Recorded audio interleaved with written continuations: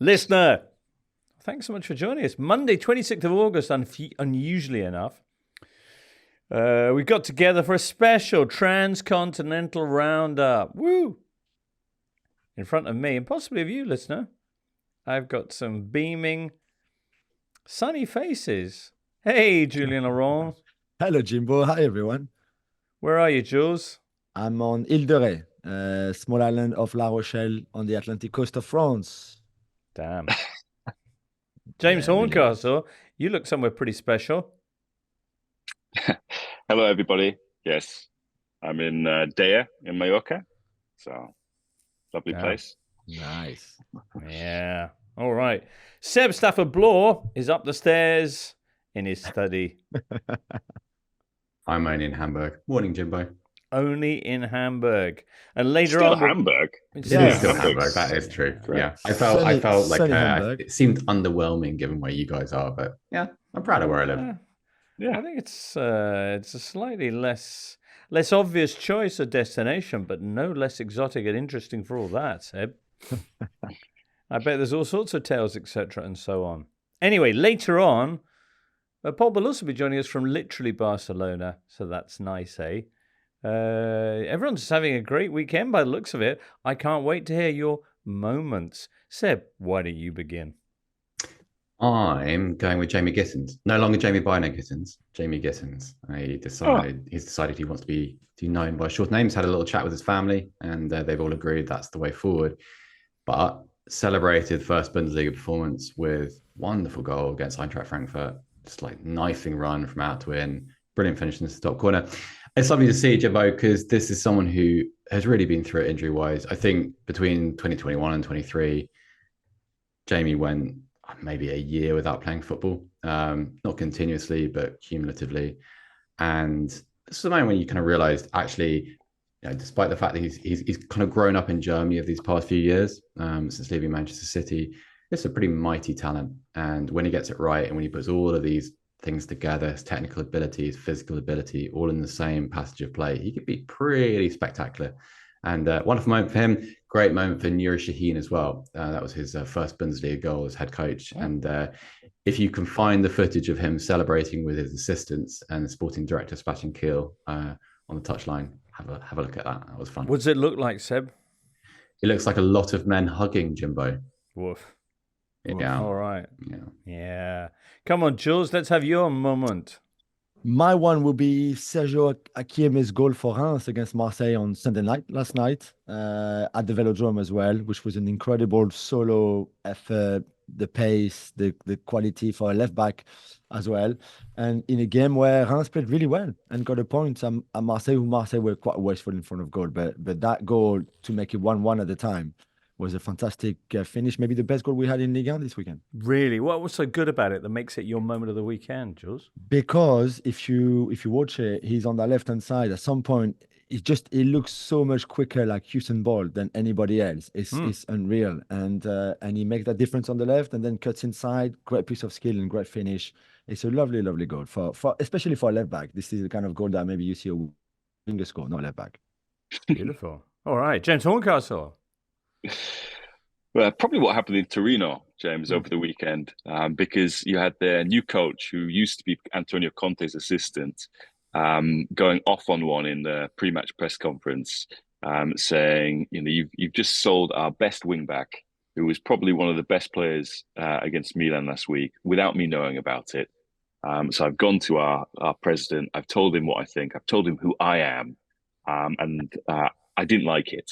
And then the next day, 15,000 Torino fans showed up outside the training ground to protest against the owner, where they then marched to the ground.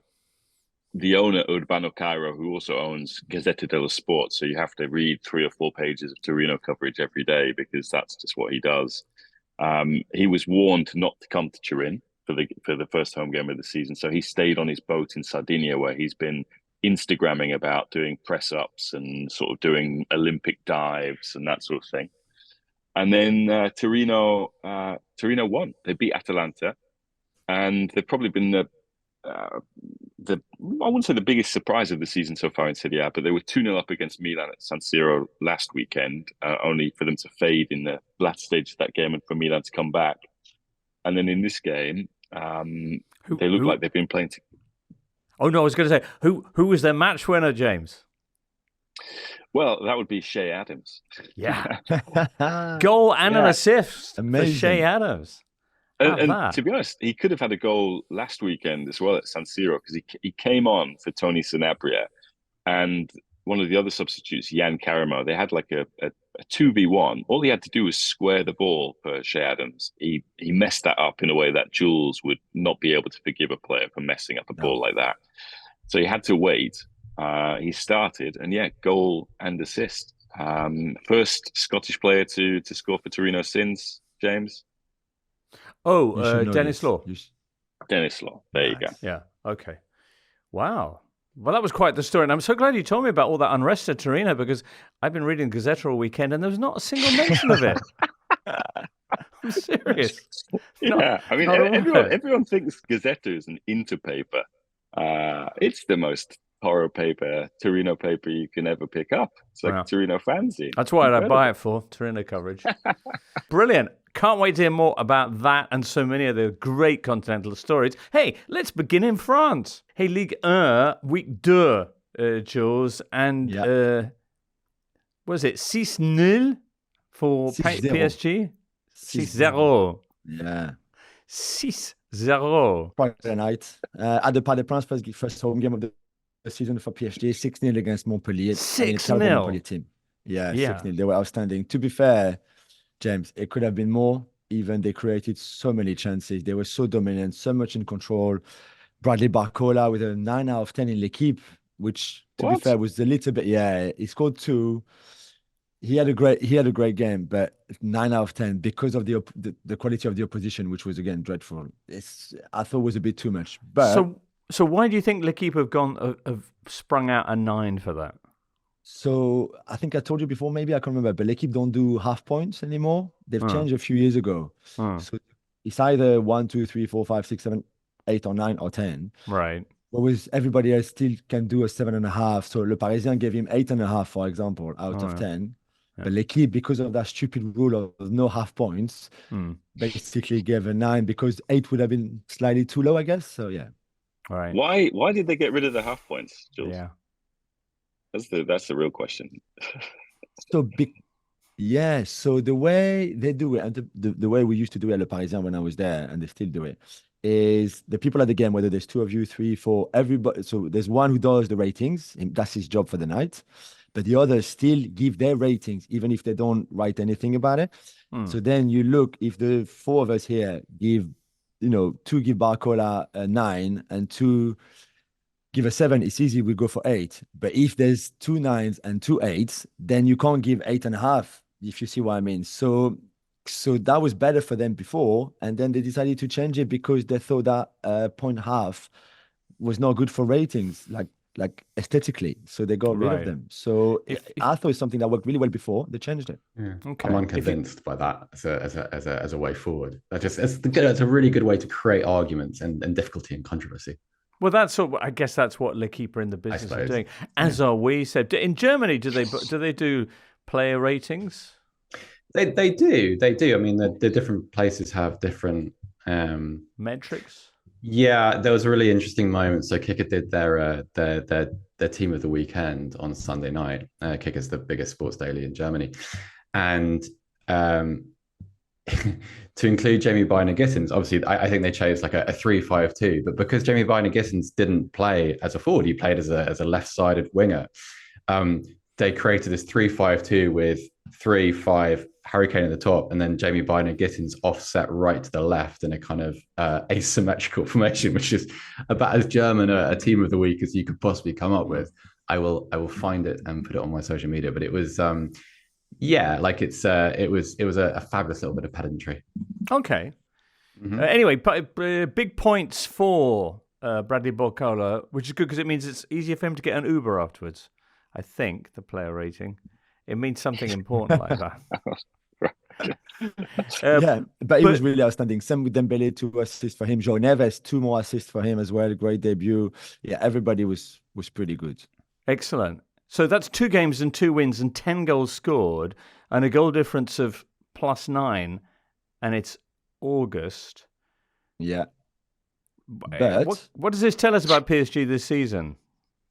well, I'm not so sure because to be fair, Montpellier were really bad on Friday, or certainly like completely overwhelmed and outplayed.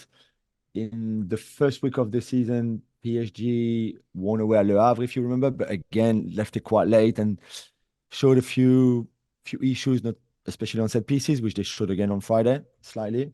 So there would be much bigger games. And for the first time in 6 years now, we've had 4 teams who won their first 2 games of the season. So it's not just them with 2 wins in two, and Marseille is not one of them, by the way. But we saw Monaco, for example, and Lille, and so there's other good teams who have started the season well. But yeah, for PSG, it's been quite an emphatic first 2 games. Okay, Monaco with their first 2 victories without conceding a goal. That's the first time they've achieved that since 1977. 2-0 over Lyon, who continued their miserable start this weekend. Yeah, terrible. I mean, it was an amazing, I thought, Monaco performance on Saturday afternoon. They won 2-0. You're right. They could have won by a much bigger gap. Monaco's XG at home was 0.03. Sorry, let me do that again. Lyon XG in that game at the Groupama Stadium was 0.03. So you can just imagine the 56,000 fans who were there, because there was obviously no away fans, well, 20 of them who came from Monaco. It's not that far, but still. But Lyon were atrocious, from Lacazette, who started his first game since the Olympic, to the new signings like Niakate, the former Forest centre-back. It was just terrible, to the point that Stonewise now, that looked so good last season in the second half of the season, now looks literally such a bad manager. So he blames it on the transfer window and the fact that there's a lot of uncertainty on who's coming, who's leaving, etc., etc. I think the problems are much deeper than that, and there's a lot of things that Lyon have to work on, to be fair. Okay, the other teams off to a perfect start include Will Still's Lens, 2 wins out of 2. They beat Brest 2-0 this weekend. Brest off to a pretty rubbish start to their championship. And Lille, Pep Genosio's Lille, who are also flying in their Champions League playoff, Jules. Yeah, they beat Angers. They won the first leg of the playoffs in a game where I thought they played really, really well on Tuesday night. It was, and same for Lens, who won on Thursday in the Conference League, a playoff first leg too. So it looks good before the second legs. Slavia Prague for Lille and Panathinaikos for Lens, both away games this week coming. So it'd be very interesting. But yeah, Lille good, solid defensively. Pep Genesio get them to play really nice football. We saw Jonathan David doing well at the start of the season, and he should be starting. Even Thomas Meunier, who could not even get into the stadium, let alone the team at Dortmund and Seb's friends, is doing well back in France. So really, really good start from Lille. And to be fair, of those 4 teams that have won 2-2, Monaco, we've always said it, them and Marseille will compete with PSG. There's no doubt. But I think for Lille and Lens, it looks good for at least fighting for the European positions, which maybe we didn't really expect it so much at the start of the season. Okay. Could Thomas Meunier really not get into the stadium? Is there some sort of famous incident where he was denied entry? Seb would correct me if I'm wrong, but he never made even the squad. At some point, they wanted him to go so badly that I would be surprised if they even allowed him in the stadium. Okay. It is hard to get into the stadium at Dortmund. Remember Vincenzo Montella with his lanyard is not recognised by the steward during the Euros. It's a tough place to get into. Just on Marseille quickly, they played well, and Eli Wahi missed a few chances up front for him. And guess what? The Velodrome booed him massively when he came off after an hour. The fact that he missed those chances and the fact that he's from Paris is not helping him right now. But let's hope for him that if one day he goes to the bakery in Marseille, they actually serve him, and that the things get better and that they like him at some point. We don't wish badly on anybody, even a traitor like him going to Marseille. So, but that was a tough home debut for Wahi, but really good from Greenwood, as you said, and good from De Zerbi. It's just a lot of what we saw last season, for example, with Brighton, where because they attack so much and because they create a lot, which is great, in terms of balance of that team and being a bit exposed defensively, that's what they were, and that's something that he will have to correct. It's the same whether you're in Italy, in England, or in France. Whether you have a better team or not so much team, or the league is as strong or not as strong, it's still the same balance that you have to find. And so far, he needs a bit of work on that too. The other one was Silvino's Lyon only 5 years ago. Was it? And Silvino got sacked 7 games later. Yeah, I mean, I remember how bad Silvino was, and even like with Albania. Well, they played well. But it was the same attitude he had on the bench. I didn't remember they started so well, and then obviously lost 5 in a row, and then he got sacked. I mean, isn't the incredible thing here that you've got this positive goal difference in the year where Mbappe is no longer there, and you kind of strip back from Messi and Neymar as well. It's kind of... No, it's a good point, but again, it won't always be like that. And they were holding you back, Jules. They were holding you back. Asensio played as a false 9, which I'm not sure. That was fine because he was really good, and everybody else was Dembele on the right and Barcola on the left. I'm just not sure how much. It won't be like that all the time because, again, Montpellier were really dreadful. But it's good for the momentum. And we saw Warren Zaire-Emery with a lovely goal, nutmeg, finish. Fantastic. So we were happy for that too. Yeah, you say we saw, Jules, but where can people see Ligue 1 now? That was my next point, because there was the big news of the weekend as well, Jimbo. Is that the league is still talking with some UK broadcasters, if you want, for the Ligue 1 rights. But they've decided as well to launch a Ligue 1 pass on the Ligue 1 website, where you can subscribe and join, and for £10 a month, watch every single game, live or in replay, of the Ligue 1 game weeks, if you want. So this weekend was free, for example, and from next weekend, so game week 3, you pay £10 a month, and you'll have every single Ligue 1 match that you want to watch on your tablet, on your laptop, on your smart TV. If you have anything like any support that you have, you can watch it there. I think it's a really good idea. Can I buy individual games, Jules? That's a good question. Well, for £10, you can, which is, your McDonald's Uber Eats weekly delivery. Instead of that, you eat a salad and you watch Liga, and you can pick any game that you want, really. I like it, but that Uber McDonald's money is already earmarked for my new OneFootball Serie A monthly pass, because, James, they've also gone free this weekend on onefootball.com, and next weekend, ka-ching, please. That is the case. I mean, they have a similar model, I suppose. Yeah. Although Liga, from what Jules tells me, are looking for a sort of more traditional linear broadcaster in the meantime, and this is independent we all of are. that. It's like, I suppose, NBA League Pass or something like that. Yeah, exactly the same. Yeah.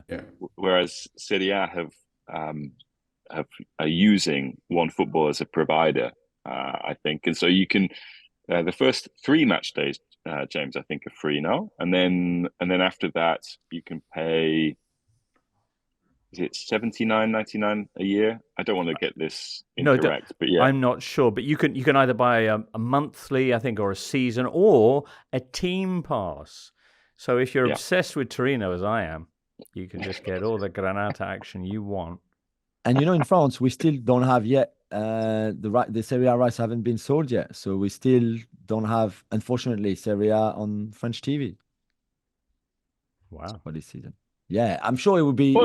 They said it's about to be sorted out, whether it's Canal Plus or beIN Sport or somebody else. But yeah, for now, it's not on. That's remarkable. Well, is it remarkable when Liga couldn't even sell its own rights? All right, chill out. It was not a dig at you. Don't need your slander. Well, Jules, you got to head off. Thank you very much. You have some bucket and spade action. Jet ski and football on the beach today. I do have one question for Jules. Can I ask one question before he goes? In the Coupe de France, we always talk about these crazy teams, like they play in Réunion. Yeah, Guadeloupe. Tens of thousands. Ile d'Or? Is there a team? No, there's a team, but I doubt they go that far. And it's not as exotic as Guadeloupe, Martinique, and stuff. But yeah, there's a few local teams that play like 7th division, 8th division here. Jules, you enjoy yourself out there, mon brave. And look forward to. Thank you, guys. Be safe, though. Yeah. And treat the other water users with respect, because I know you will. And we'll catch up with you next week. All right, then. Au revoir. Bon Thank you. vacances. Ciao. James, match day 2 in Serie A. Talked about Torino's big win. Another victory, and a sizable one too, came from Napoli. Yeah, the first game at the Maradona for Antonio Conte in the League. He said he wanted the Maradona to be the Maradona, wanted the fans to be like a 12th man, and that they really felt the love, and they picked up on it. I don't know whether this was a bit of a ploy from Conte to kind of appeal to the fans. I don't think he necessarily needs to keep them on side, but it's certainly helpful if, for example, they were not to get the players that he wants in the transfer window, to kind of make sure that the fans are with him and see his point of view. It does look like they're getting their players that they wanted in the transfer window. We'll come to that. But yeah, some very nice football from Napoli against Bologna. Bologna playing under Vincenzo Italiano. And Bologna came to the Maradona last year and won. They finished above Napoli. These are all things that Conte was kind of putting in people's minds before the game. But two of the players who, I say that three symbols of Napoli's title win, ultimately came up with big performances. The captain Giovanni Di Lorenzo, who had a torrid summer with Italy at the Euros, and his agent had been trying to get him out of Napoli, so Di Lorenzo had to kind of write a letter to the fans saying, no, I love you, really, please don't stop me from buying bread at the bakery, to use Jules' thing. And Kvaratskhelia scored and assisted as well. Lovely ball for Di Lorenzo, lovely disguise on it, lovely loft on it. And Conte said he was quite moved at the end of the game, quite emotional. He looked pretty moved. I mean, that Kvara kind of first time flick over the Bologna defenders was extraordinary. Conte, it was nice to see him happy. Nice to see him happy like that on the sideline. Kvaratskhelia, as you say, then contributing a second goal and a 3-0 win for Napoli. After last weekend's 4-0 defeat, massive turnaround. Was it just a little bit of extra time? Was it the difference in opposition? Or what do you think made the change for Napoli? Well, I mean, they were coming up against a Bologna team that drew last weekend against Udinese, but played well, created enough chances to win that game and looked good. So there was some trepidation, not only because of what Bologna had done to them last year, but also because Vincenzo Italiano tends to win at the Maradona. He did it with Spezia, did it with Fiorentina. But Conte said, this last week, the team really kind of came together, that the defeat kind of focused their minds because they lost 3-0 to Verona last weekend. He had said after that game that the players melted like snow in the sunshine. He then said after this game that he'd never questioned the kind of core group of players in this team, that he loves them. He thinks they're great and all this sort of thing. He pointed out that they've created a lot in the cup game against Modena, and they played well in the first half against Verona.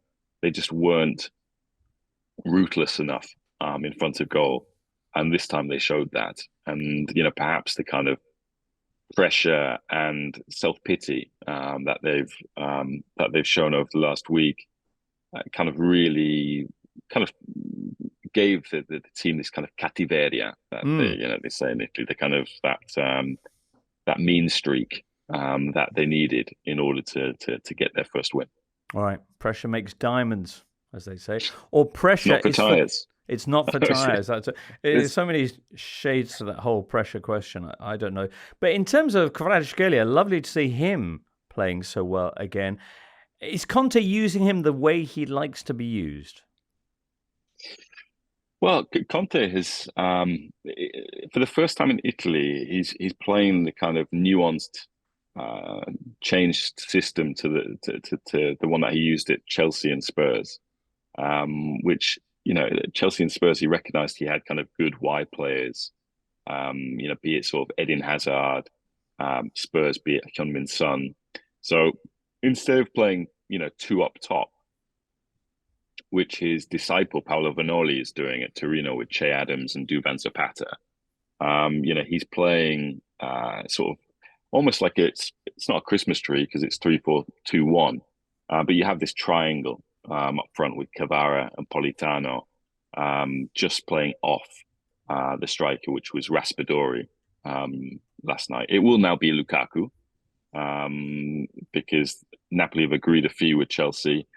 They are still thrashing out personal terms with Lukaku, which ultimately, De Laurentiis is famous for these, 300-page contracts where you sign your image rights away. So we need to see whether that gets done.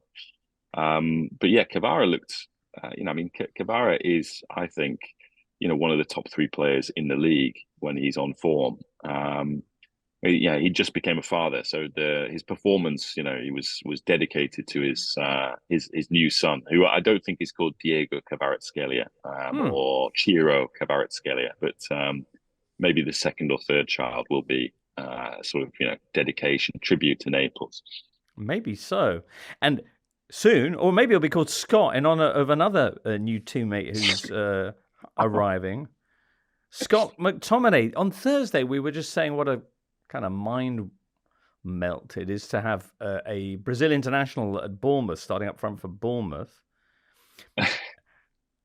And I would add to that, it's pretty mind-boggling to have Scott McTominay pitching up at the Maradona. Yeah, will they give him Maradona's number 10 shirt? Let's wait and see. Serie A is in love with Scottish players. We've talked about Che Adams, but this comes from Liam Henderson moving there all these years ago. Still there, was played for 90 minutes for Empoli against Roma last night. You then had Aaron Hickey, Lewis Ferguson at Bologna, Josh Doig at Verona, who then went to Sassuolo. So they think there's a lot to love about Scottish football. I think it'll be interesting with McTominay because I think one of the players that Napoli need to replace is Peter Zielinski. And Zielinski was kind of seen as this very refined Kevin De Bruyne-esque player within a Serie A context, and McTominay is not that. But McTominay scored, 7 goals in the league last year for United. And Conte's always liked sort of midfield runners who get into the box and can score goals, as well as kind of physicality, intensity that he thinks if you can add players from the Premier League to a Serie A team, then you'll be able to play at a tempo that a lot of other teams just aren't able to handle. So let's see if that happens. I think it will happen now, but they'll have Lukaku, McTominay. They've been trying for Billy Gilmore. They've got David Neres, who played a role last night as well. They're going to be spending a lot of money, and I imagine that money will come from if they can persuade Victor Osimhen to maybe go to Saudi Arabia. Indeed so. All right, well, quickly to whiz through one or two of the other bits of news. Inter won 2-0 against Lecce. Juve are going to be playing tonight in a top-of-the-table clash with Verona. Mm-hmm. Parma sealed their return to Serie A with a 2-1 victory at the Tardini against Milan. Yeah, Parma backed up what they did last week against Fiorentina, where they deserved to win. And they played as well, if not better, this time around. So I think Parma and Torino have been real positive surprises so far this season. And I think they benefit from the fact that Fabio Pecchi has been in charge for 2.5 years. The squad that Kyle Kraus, the owner, invested so heavily in when he took over the club and they were still a Serie A team, it's still more or less the same team. He invested heavily and hasn't been able to offload some of these players. They've got some good young players. Boni, for example, the centre forward. A lot of Premier League clubs have shown interest in him. The wide players, Mihaila and Dennis Mann, Romanians, who are really impressive. And their wide players are the main difference in this team because it was Mihaila who was involved in the move that led to Mann's opening goal. And then afterwards, the two wingers that have been brought on to kind of back these guys up, Cancellieri and Amquist, they conspired to score the winning goal. But Milan were dreadful. Milan, Paulo Fonseca has been hired, I think, to make this team more attacking and to make this team more effective in its pressing. But they, in the first half in particular, they weren't able to get close to Parma. You had some players who didn't know, should I be looking after the guy who's behind me, their sort of most advanced player, Som, or should I be pressing Bernabéu in front of me? And they were always caught in the middle, Milan. And, Parma sort of wrote habit with that. Paulo Fonseca afterwards said he just couldn't explain the attitude of his players because, if you look on that first goal that they can see, Theo Hernandez knows that man is there because he looks at him and then he just ambles towards goal, whereas Man sprints. And guess who gets there first? It's Dennis Mann. So, worrying start to the season from Milan, who conceded, 4 goals in 2 games. Yeah. It's just so much fun hearing you saying he knows that Man is there. Man sprints. Like, I don't know, like some kind of Stormzy match report. Anyway. Yeah, or yeah. I mean, someone could have just said Man on or something, Yeah, from football, indeed. All right. One man who's going to be staying around, and this was terrific news in a mixed weekend for the Giallorossi, Roma. Paulo Dybala staying in the Italian capital, James, to finish off. Yeah, Paulo Dybala was expected to go. Basically, his agent had agreed personal terms with this Saudi team, Al Qadisa, for 75 million euro over, I think, 3 years. So huge amount of money. Al Qadisa then wanted to negotiate with Roma, and as Saudi clubs do, when they say, "Look, we're spending all this money on the players' wages, we don't want to spend a big transfer fee," they offered, I think, 3 million for him. Roma were not inclined to do that, but wanted, I think, Dybala's wages off the salary, off their wage bill, because Dybala signed a very small deal when he joined Roma 2 years ago. But it has a lot of incentives. If you reach so many assists, goals, it pushes it up. And then if he plays, I think, 14 games this year, his salary always goes up to 7 million, which for Roma is a lot. And so I think they wanted him to go. And he was like, no, the fans showed so much love for me when I came here. I remember that incredible event to announce him on the steps of the Square Colosseum, where I think 10,000 Romans came out. And so when he basically said, I don't want to do it, Roma fans then found his house, were outside his house, serenaded Dybala and his new wife, Oriana Sabatini. And there was this great atmosphere at the game for Empoli, where there was a big banner which said, I think, Vida, Alma, Corazon, Paulo Dybala. Yeah. And there was good news in the game as well for Roma, or at least for their balances, because Paulo failed to score. Roma actually losing 2-1 to Empoli for the first time ever, losing to Empoli at home. Yeah. Why are they off to such a bad start, Roma? Well, I mean, they didn't play Dybala from the start in Cagliari last week. And then when he did come on, he set up really the only chance of the game for their new striker, Artem Dovbyk. And so you could say they kind of tied their hands behind their back last week. And then for this game, I think this is the interesting thing with De Rossi and the club at the moment, because De Rossi has said, I want more dynamism in the team. I want us to have more energy, more running. So that's the brief for the transfer market. And I want wingers. I want wingers who get chalk on their boots. I think some of the money that they would have saved from Paulo Dybala going to Saudi Arabia would have been reinvested in wingers. For example, Jeremy Boga, who's at Nice, who used to play for Sassuolo, who I don't think a lot of fans were enthused by. But now that Dybala is staying, it means that they've got two players, Dybala and Matthias Soulé, who are number 10s. So for a coach who wanted wide players, like all of a sudden you've got these two guys who want to come inside. They want to duet with each other. And in that game against Empoli, it meant the wing-backs just were unchecked completely for the first half of the game and could do what they want. And often had 3v2s against Roma's centre-backs and should have been maybe 2-0 up. So I think structurally, De Rossi is having to answer questions like, can all of these guys play together in a balanced setup? Can you have Soulé, Pellegrini, Dybala and Dovbyk in the same team at the same time? I mean, so yeah, there you go. It's a lovely thought, isn't it? I guess that's the big question for a young manager like De Rossi. Can you adapt tactically to the talents that you have? We shall see in the weeks that come. James, thank you so much for that. We've got Juve Verona coming up this evening, which will be big. We'll catch up on that maybe on Thursday. But for now, enjoy the lovely island of Mallorca as we move on to the Bundesliga.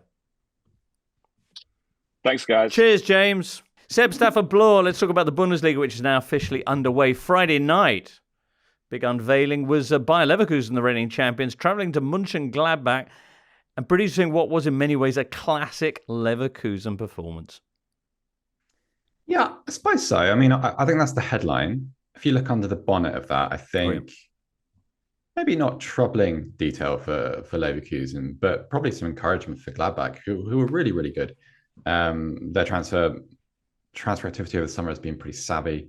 In has come Kevin Stoger on a free transfer from Bochum. Stoger's a kind of a wily left-footed playmaker, and he looked absolutely excellent. The big summer signing is Tim Kleindienst from Heidenheim. Kleindienst is, I suppose it's pretty easy to kind of dismiss him as a beanpole, but he's a really good one-touch player, a really good kind of reference point for attacking players. And so while last season, a lot of Gladbach's attacking football seemed to lack a kind of direction, this time there was some actual fluidity. I think Kleindienst has developed some chemistry with some of the players already there. Frank Honorat had a good game. Alassane Player is still there, looks a little bit rejuvenated. On match day one, everyone has a bit of enthusiasm. He played very, very well. And they played extremely well. They got on the wrong side of the referee and a few VAR decisions, had a goal disallowed.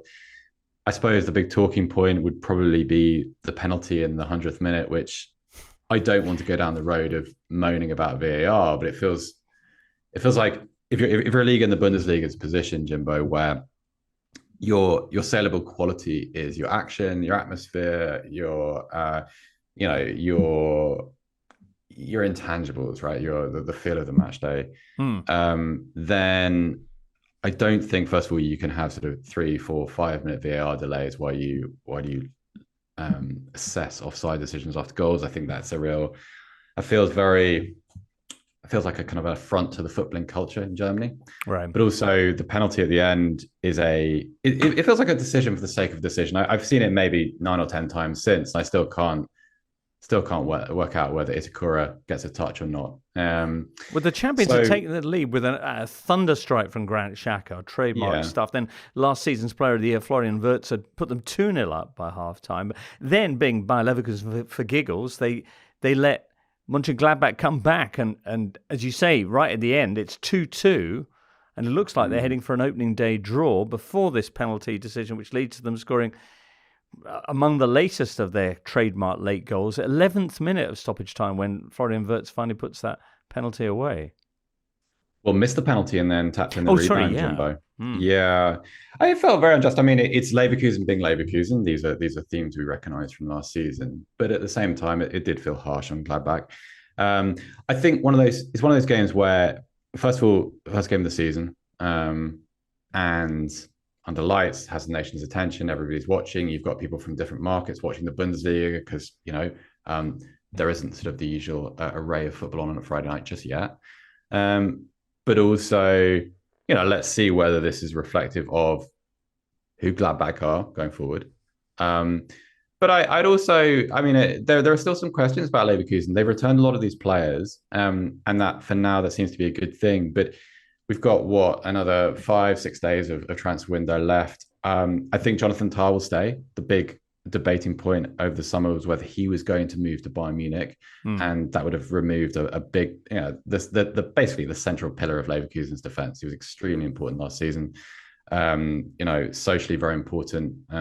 He's a leader in their dressing room. Jeremy Frimpong is still there and was very dynamic and had a big impact on this game.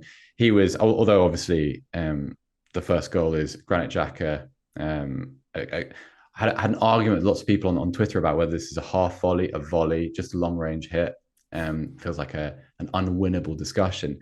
Wonderful goal, but at the root of it was a typical Frimpong break, and all the things that he does well condensed into a single move. And so all of Leverkusen's chemistry, their dynamics, their little relationships on the pitch, they're all still there.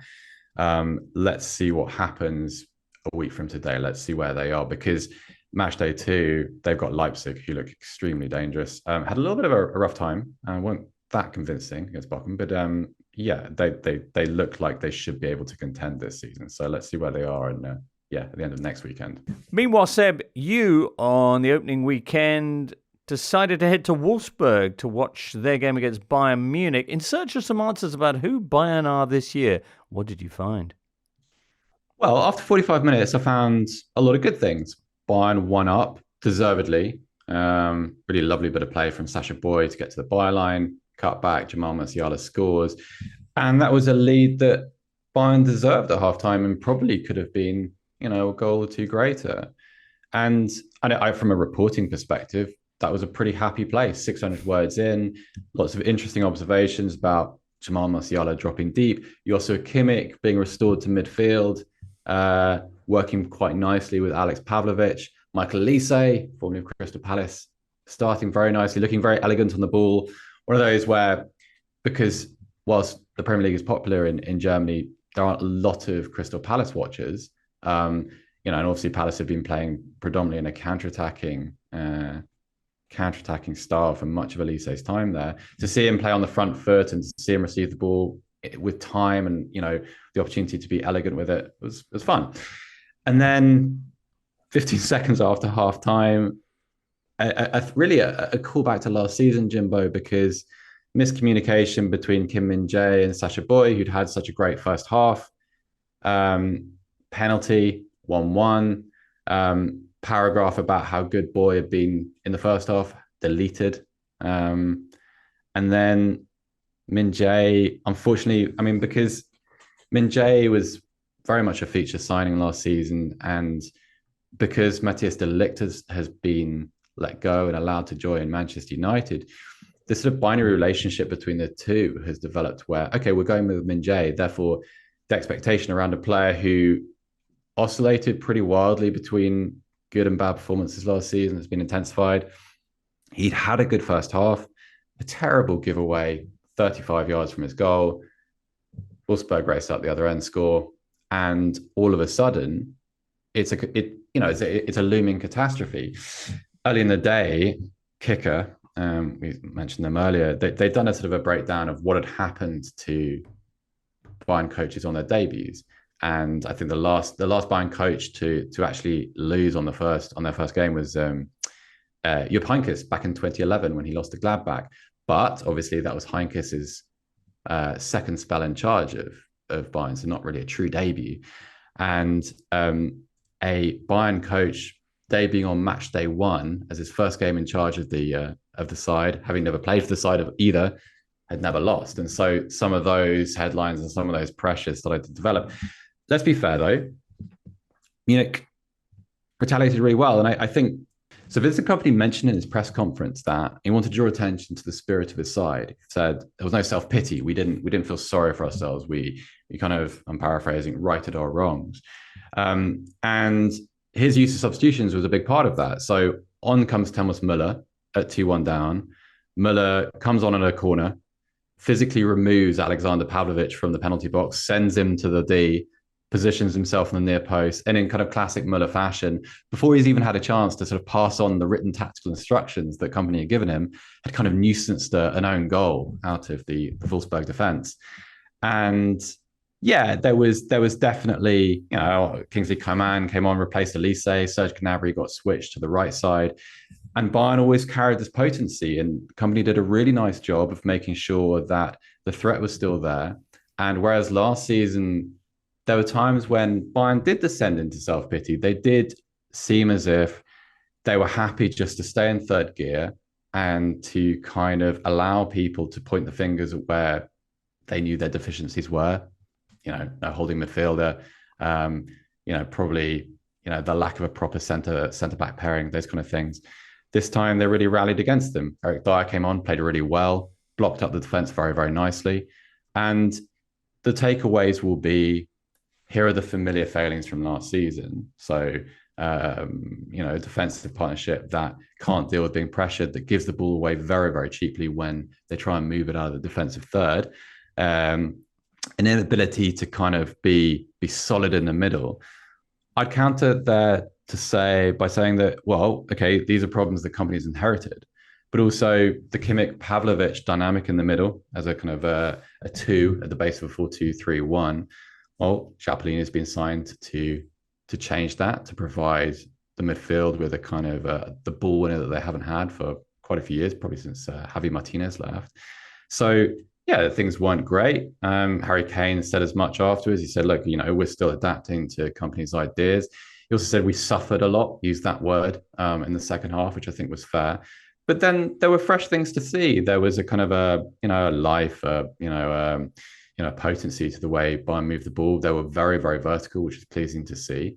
And they came back and they won. So 1 win out of 1 game. And I think if you're Vincent Kompany and the world knows that you're 5th or 6th choice for your job, and not even every bad result, but every bad moment within every game is going to be jumped upon and seized upon as evidence of your inability to meet this task, this is a very important moment, a very, very important moment. And it got done. And, there are bigger challenges down the track, Jimbo. Of course, there are, like, if some of the bigger profile players are not playing regularly, if, for instance, having spent nearly 60 million euros on Polina, he is going to play, and he's going to play at the expense of somebody in that midfield. And it's probably not going to be Alex Pavlovic, who's the great hope of Bavaria in many ways, academy raised, local born.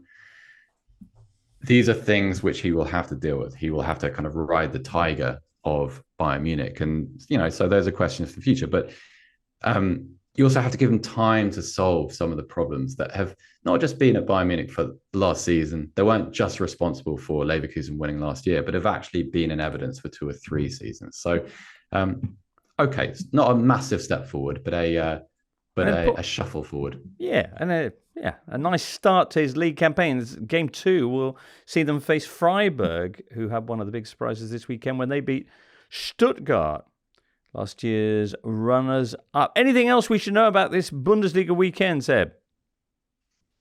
Yeah, I would bring up the Stuttgart game just because I think the context there is Stuttgart are suffering from a little bit of a defensive crisis. Angelo Stiller, who is normally their number 6, was shuffled back into central defence to cover, with the result that their midfield pieces were moved around a little bit. Enzo Milo came in and played an 8 rather than sort of more of a 10 position. Dennis Undav played behind Demirovic.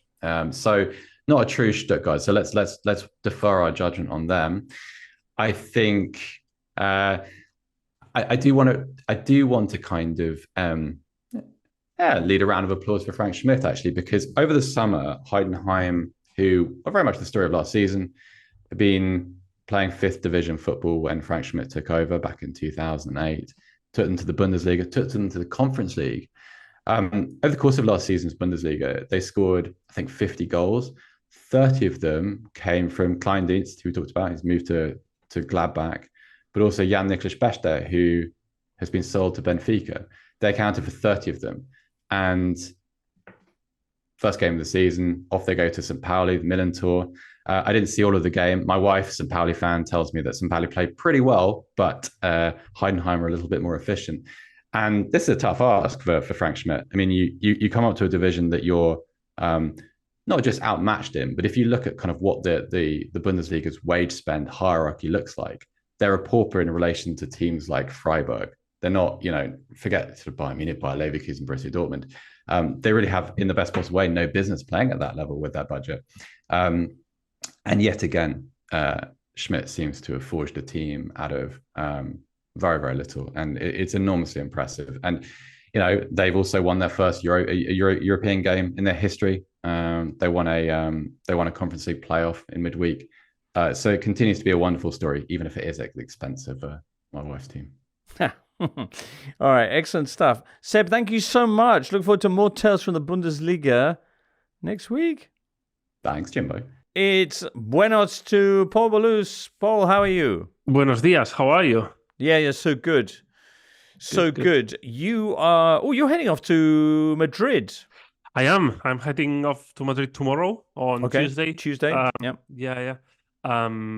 Ahead of this Rayo Vallecano-Barcelona, which is this sort of weird midweek fixture in La Liga that some might not be aware of, but it's going to be good to not lose track of football for every single day of the week. Every single day. Nice. Is there a full round of midweek fixtures in La Liga? Yeah.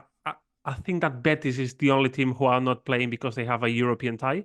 Okay. It's the Betis Getafe game, who is not going to be played, but Barcelona are playing on Tuesday. Real Madrid are playing as well. So, it's going to be a busy week in Spain. Betis, who are, I note, 2-0 up from the first leg of their Europa Conference League playoff, and that's against FC Krvbas, third in the Ukrainian Premier League right now. Anyway, let's talk La Liga, where Barcelona have already made it 2 wins from 2 under Hansi Flick. 2-1 against Athletic Bilbao, impressive result this weekend. But the Madrid teams, the big story perhaps of the last couple of days, both 3-0 winners. Real Madrid against Real Valladolid and Atleti against Girona. Yeah. Really good day for the Madrid teams. I don't think that any of those teams were up there in the sort of level that they can perform. I think that Real Madrid... they are still not struggling or trying to work it out to find the best way to mix up with these big guns that they have up front. They have to deal with Jude Bellingham's absence on the games against Real Valladolid. Arda Güler was the design guy to replace him. I think that it was a wise choice, and I think I mentioned that on this podcast a couple of weeks earlier, that I think that Arda Güler makes a lot of sense for Real Madrid, just to balance the team out and just to put a guy into the right flank of the attack and give them some sort of balance, because all the attackers want to play on the left flank of the attack. So that's good for them. But yeah, they are still finding their way out. Endrick was the name of the night because he scored his first goal in the Santiago Bernabéu in a 5 minutes cameo that he had. So he took the best out of his minutes. And then we move to Atletico de Madrid. Well, before you do, I just wanted to ask about Endrick and Real in general. The goal from the young Brazilian, the youngest ever foreign player to score in La Liga. But until those final minutes, watching it seemed a little bit the same sense that had frustrated Carlo Ancelotti so much in the first game, of a team that was trying to score the perfect goal, not quite focused on the job in hand. Yeah, absolutely. I agree. I mean, in the attacking front, I think that sometimes it feels like Real Madrid players are so better than the opponents that they just try to do it in the best possible way or in the fanciest possible way. But yeah, it's just still not ticking for of Mbappe, that we could see that he really wanted to impress his new fans, and he really wanted to score the goal so badly that that was the reason that why he didn't manage to score. But again, I think it's just a matter of time. So eventually this sort of anxiety was finally over when the second unit came in. I think that Brahim Diaz, who is a guy that is going to have to fight for a minute, he was impressive. And then Endrick came in, and his goal, in my opinion, it's really important for him because he didn't play at the first game against Mallorca. He was a player that you were struggling to see where he could find the minutes. Ancelotti finally gave him 5 minutes at the Bernabéu, which you will presume that, he's not going to take those minutes because the game was already won.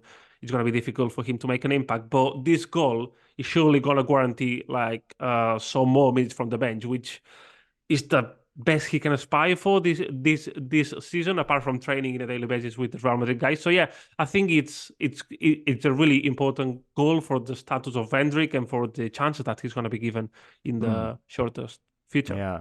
Brahim Diaz, who scored the second goal, then setting up Yep. Endrick, who absolutely lashes the goal in before the Valladolid keeper even has a chance really to move. So 3-0 for all the questions that you could raise about them. At 3-0 victory for Real Madrid, and the same scoreline for Atleti. Some impressive performances here, and some first minutes for Conor Gallagher. Yeah, first minutes for Conor Gallagher, also a first start for Julien Laurens. I think that Atletico de Madrid still can play better too. They were lucky with two big mistakes by Girona's goalkeeper in the first two goals, and then it was all downhill for them. It was all an easy ride for them. I think that Conor Gallagher came in the second half. He was quite dynamic in my opinion. He made a couple of 50-50 challenges that the local fans were just in love with it. But yeah, Atletico showing the sort of depth that they have now into the squad, because they could bring in from the bench Conor Gallagher, Sorloth, Koke came in from the bench. So Simeone has a team to perform in a lot of ways. He can change his games from the bench. And that's also, in my opinion, what made the difference against Girona side, who's just still a work in progress. They've made too many signings this season because a lot of key players have left. And they still have to assemble this sort of machine that they have. But Atletico de Madrid is more of a pragmatic and a ready-made product. And I think that, Julien Alvarez still has some work to do, or just he needs a bit more time just to get adjusted to the new fit of his new team. But I think that he's going to be fine with it. So good thing for the two Madrid clubs is that without being at their best, they got 3-0 wins, which at the end of the day, it's a good way to start. Indeed so. And again, I really enjoyed the third goal, that magnificent run from Pablo Barrios, when it looks like he's completely tapped out, and then he somehow manages to dig out that kind of back heel to throw the defender off, and then finds Koke with the pass for the third goal. Yeah, and Pablo Barrios is really a name to watch. Simeone has trusted him since the start of the season. He won the Olympics with Spain. He was the starting number 6, the starting defensive midfield. Yeah, and he's a guy that has a great future ahead. All the Atletico de Madrid fans have pointed him as the next guy to watch out coming through the academy. And it seems that this could be his breakout year. In the first goal, he was impressive. But again, I think that he's working the build-up and taking the ball out of the back. It's quite impressive for a guy that plays in a really key role in a Simeone team that plays deep, and the first player in midfield who helps out with the build-up needs to be really good at passing and really good at reading the game. Excellent. All right. Well, Barcelona then, who you're going to be seeing on Tuesday, 2-1 winners against Athletic Bilbao. So that's 2 wins out of 2 for Hansi Flick. Yeah, Hugh Grant turning up at Montjuic. Yeah. Montjuic, which is in a hill. It's not Notting Hill, but yeah. Nice. It is up on a hill. Hugh Grant was there, and I think that he could enjoy quite well the display from Barcelona, because in any other day, Barcelona could have won that game 4-1. I think that they were the better team by a mile. The sensations that Hansi Flick's team are bringing to the fans are quite good. I would say that not many people expected that, given the summer that Barcelona has had. But Barcelona were well on top of Athletic Bilbao, who are pointed out to be one of the underdogs of this La Liga season. Lewandowski, I think that he hit the post a couple of times, and then he scored the winner. Athletic Bilbao leveled the game with a penalty, but apart from that, they didn't do much. Jules Koundé did a really good job at stopping Nico Williams, who was big name of the game ahead of the weekend. He was booed, actually, at the start of the game. I think it was more a reaction from the fans, reaction of not seeing him dressing in a Barcelona shirt, but it sort of faded as the game advanced. So it was, more like an initial reaction. And then, Lewandowski scored. Lamine Yamal scored another amazing goal. Marc Bernal, the 17-year-old that we've talked about a lot here in this podcast. He was impressive again.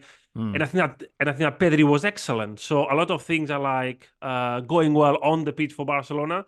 And basically what the team did against Athletic de Bilbao saved or improved like the optics that the club had given from the outside, with Dani Olmo being still unable to play because he was unregistered. People at the club tell you that they expect Dani Olmo to be able to play on Tuesday against Rayo Vallecano. Because Vitor Roque is now out of the club. It's been official now. He's loaned to Real Betis. Clement Lenglet's loans to Atletico de Madrid is going to be official soon as well.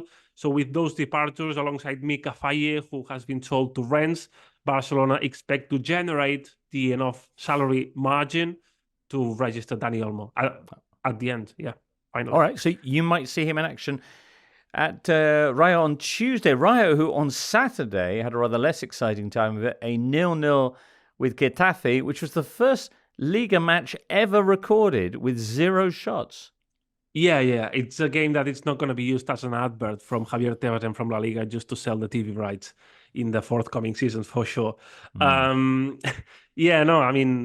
something that Getafe are a team that are comfortable in those sort of scenarios, like keeping the game quiet, and just if they have a chance, they might take it. And then Rayo Vallecano, I guess that they were playing away. They know that it's a busy week, that there are going to be three games this week. So if you take a point away from home, it's not too bad. And now focus on this Barcelona game, which is going to be massive for them. And massive for Barcelona as well, because keeping these good feelings around the club, I think it's going to be really important in the busy week that it's coming, because we don't forget that this is going to be the last week of the transfer window. Barcelona are still going to be busy. And we know how this club works, and the impact of a result can have, it can have an impact on the transfer policy of the club. Yeah, so for the sake of the club, I'm sure that Hansi Flick will try to win this game just to keep the waters calm one more week. Okay, excellent stuff. Well, after 2 games, it is Barcelona and Celta Vigo, rather surprisingly, who lead the table, but a bunch of other teams right behind them.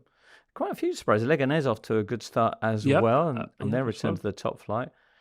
Oh, is it Juan Cruz, the guy with the 2 equally troubling haircuts at the same time, and an absolute stormer of a goal this weekend? Yeah, absolutely. It's not a haircut that is affordable to everyone. You have to be brave to wear that. But he scored like a worldie. The goal that he scored against Las Palmas was great. By the way, Oli McBurney played again like the 90 minutes, and he was quite good. He was about to score like a sort of bicycle kick. He was unlucky that the Leganés goalkeeper had possibly the best night of like his last year. Oli McBurney, who is really, like, I'm not going to laugh about it, but it's fun to see how sunburned he is. Jesus, his face is red, really red. I think that he's settling down well in Las Palmas, as well as Scott McKenna, who played the 90 minutes as well. Excellent. Paul, anything else from La Liga before we let you go? I think it's all good. Excellent. All right. Well, enjoy your trip to the capital, and we look forward to catching up with you next week on the Totally Football Show. Yeah, it's been a pleasure. See you next week. Paul Ballus there. That brings us to the end of this week's Totally Football Show European edition. So many thanks for being with us, listener. Hope you've enjoyed. We'll be back, I think, to a more normal edition next Tuesday with James and Jules, hopefully in the studio, although it's nice for them to get a break. Thanks to them and Paul and Seb and producer Lucy, and we'll see you next week. The Totally Football Show podcast is available 3 times a week, bringing you all the football news you could reasonably be expected to care about. We've got views, we've got stats, we've got analysis, we've got some of the best football writers around, and the whole thing is absolutely free. So have a listen on Spotify or Apple Podcasts or all the usual places by clicking on the link below.